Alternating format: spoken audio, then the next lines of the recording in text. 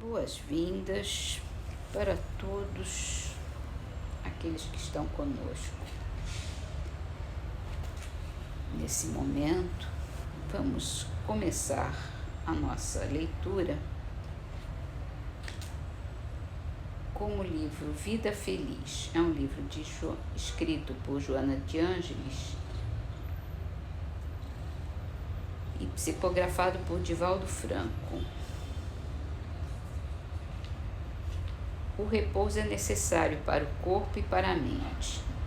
Tenha cuidado, porém, a fim de que ele não se converta em ociosidade ou em preguiça. É justo que ao trabalho suceda o refazimento de energias através da variação de atividade, do repouso e do sono. As muitas horas de descanso, todavia, violentam o caráter moral do homem e desarticulam as fibras e músculos orgânicos destinados ao movimento e à ação. Repousem, assim, o tempo suficiente e não em demasia.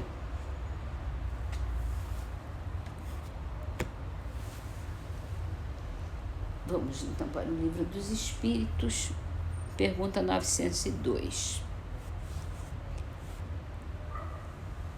É reprovável que cobicemos a riqueza quando o que nos anima é o desejo de fazer o bem? Tal sentimento é sem dúvida louvável quando puro, mas será sempre bastante desinteressado? Não oculta nenhum intuito de ordem pessoal? Não seria querer fazer o bem a si mesmo em primeiro lugar?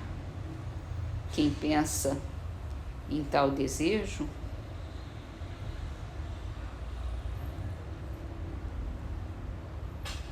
É para analisar bem o que a gente quer com a riqueza. Não adianta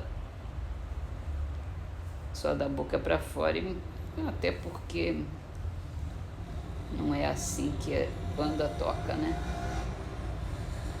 Deus sabe exatamente o que a gente vai fazer com o que recebemos.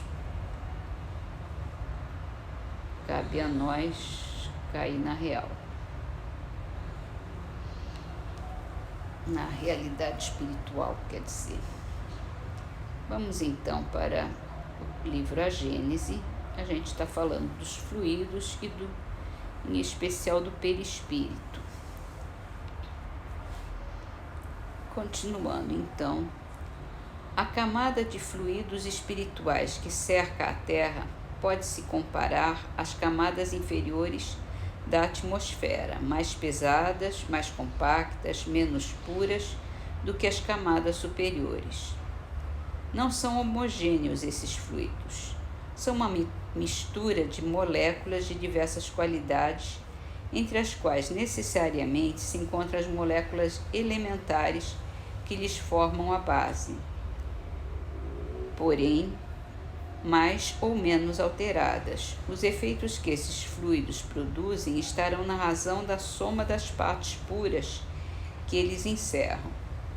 Por comparação, o álcool retificado ou misturado em diferentes proporções com água ou outras substâncias aumenta o peso específico por efeito da mistura, e ao mesmo tempo que sua força e sua inflamabilidade diminuem, embora no todo continue a haver álcool puro.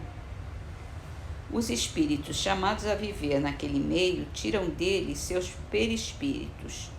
Porém, conforme seja mais ou menos depurado o espírito, seu perispírito se formará das partes mais puras ou das mais grosseiras do fluido peculiar ao mundo onde ele encarna. O espírito produz aí, sempre por comparação e não por assimilação, o efeito de um reativo químico que atrai para si as moléculas que a natureza pode assimilar. Disso resulta esse fato capital: a constituição íntima do espírito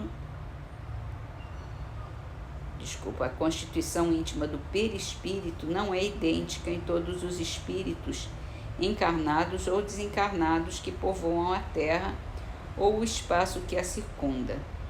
O mesmo já não se dá com o corpo carnal, que, como foi demonstrado, se forma dos mesmos elementos, qualquer que seja a superioridade ou a inferioridade do espírito.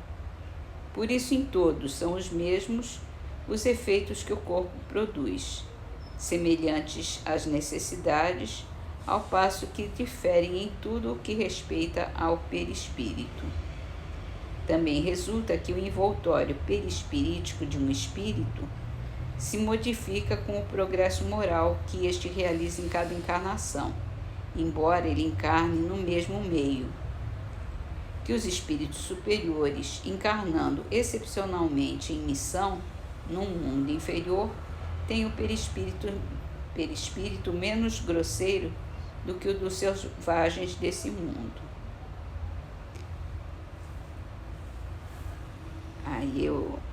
Existe uma nota aqui da editora que diz que é preciso salientar que no século XIX as teorias raciais estavam em voga, dando status científico às desigualdades entre os seres humanos.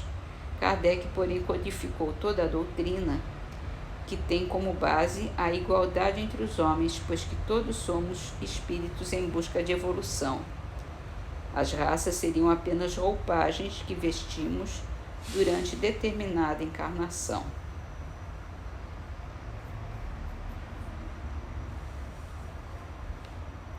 Em suma, ele está dizendo que o perispírito ele tem a ver com o progresso moral, não com a etnia ou a genética